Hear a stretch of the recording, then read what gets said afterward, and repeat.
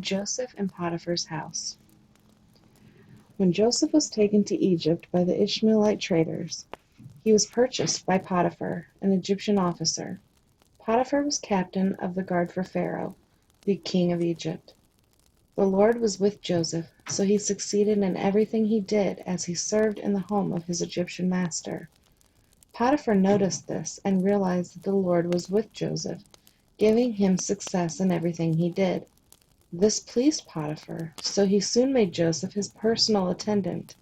He put him in charge of his entire household and everything he owned.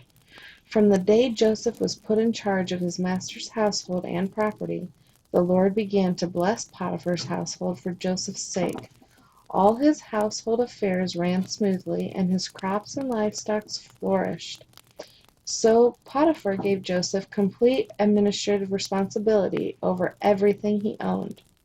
With Joseph there, he didn't worry about a thing, except what kind of food to eat.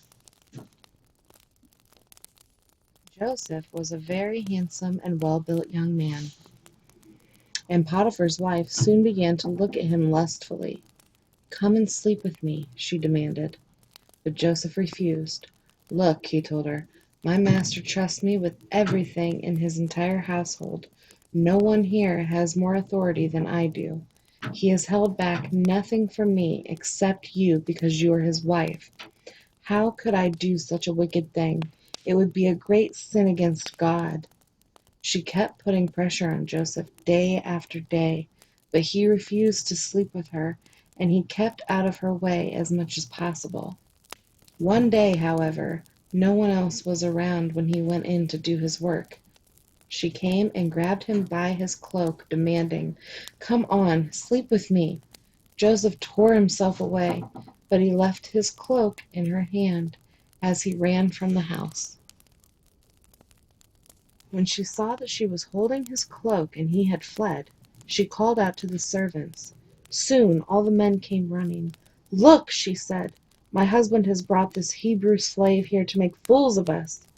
He came into my room to rape me, but I screamed.